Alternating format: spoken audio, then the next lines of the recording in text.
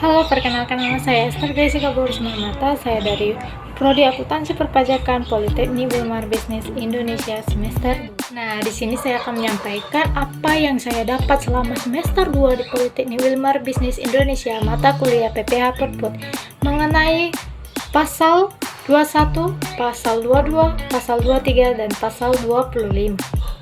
Nah, sebelum kita masuk ke topik pembahasan, ada kalanya saya menjelaskan apa itu Perput. Perput adalah potongan dan pemungutan pajak. PPh yang dipotong atau dipungut melalui pihak lain.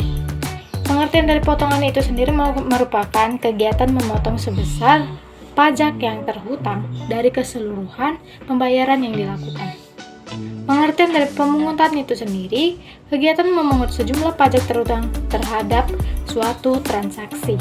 Nah, kemudian kriteria yang termasuk ke dalam pajak pemotongan adalah pasal 21, pasal 23, pasal 26, pasal 15, dan pasal 4 ayat 2. Kemudian yang termasuk kriteria pemungutan, yakni pasal 22 dan pajak pertambahan nilai atau PPN. Nah, kita lanjut ke pasal 21.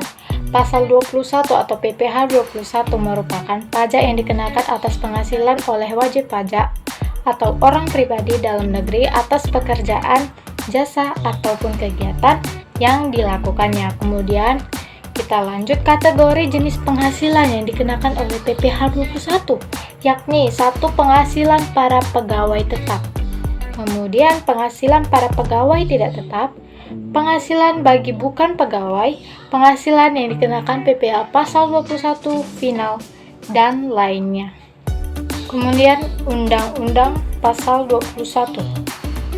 Undang-Undang nomor 7 tahun 1983, Undang-Undang nomor 36 tahun 2008, Peraturan Menteri Keuangan nomor 252/PMK/03 tahun 2008, Peraturan Dirjen Pajak nomor per 16/PJ tahun 2016, Peraturan Menteri Keuangan nomor 102/PMK 010 tahun 2016, Peraturan Pemerintah nomor 68 tahun 2009, Peraturan Menteri nomor 16 PMK 03 tahun 2010, serta Undang-Undang nomor 11 tahun 2019.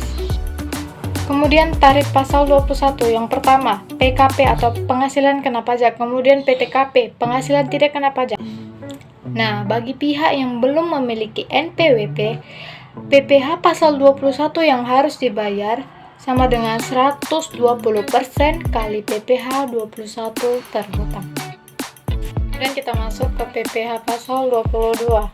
PPh pasal 22 merupakan pajak penghasilan yang dikenakan pada badan usaha tertentu, baik milik pemerintah atau swasta yang melakukan kegiatan ekspor dan mengimpor barang.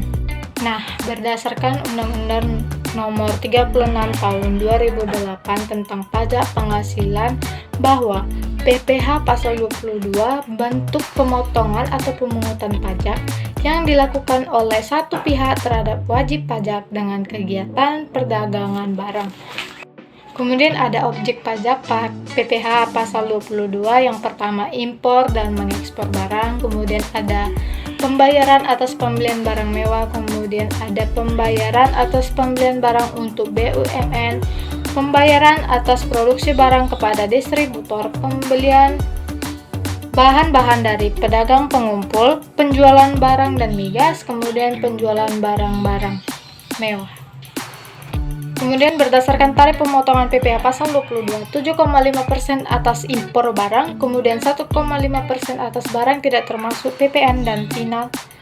Kemudian ada tarif penjualan hasil produksi tertentu, tarif hasil produksi migas 0,25%, pembelian atas bahan industri 0,5% atas impor komoditas, kemudian 0,45% atas penjualan kendaraan bermotor, kemudian 0,45% atas penjualan emas, dan tarif PPh pasal 22 atas barang mewah.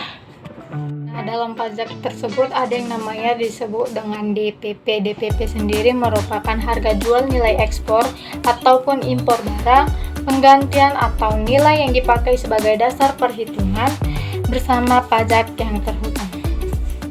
Kita lanjut ke pasal 23 atau PPh 23 merupakan pajak yang dikenakan terhadap wajib pajak dalam negeri atau badan usaha tertentu atas penghasilan dari penanaman modal, penyewaan aset fisik dan finansial, keterlibatan dalam pekerjaan pemberian jasa tertentu. Kemudian pemotongan PPh pasal 23 mencakup dalam badan pemerintah, penyelenggara kegiatan, badan usaha tertentu, perwakilan perusahaan luar negeri lainnya, subjek pajak badan dalam negeri, dan wajib pajak orang pribadi dan yang ditunjuk oleh DIP. Nah, kita lanjut ke PPh pasal 25. PPh pasal 25 merupakan pajak yang dibayar secara berangsur atau angsuran. Tujuannya meringankan beban wajib pajak, mengingat pajak yang terutang harus dilunasi dalam waktu 1 tahun dan harus dilakukan sendiri dan tidak boleh diwakilkan. Kemudian tarif yang dikenakan, wajib pajak orang pribadi pengusaha tertentu sebesar 0,75%, kemudian pajak yang bersifat tidak final sehingga dapat dikreditkan pada akhir tahun, pajak waktu dan jatuh tempo paling lama tanggal 15 bulan berikutnya setelah pajak berakhir. Nah, demikian yang bisa saya sampaikan, apa yang saya dapat selama saya belajar di Politeknik Wilmar Bisnis Indonesia mengenai PPh Put selama semester 2.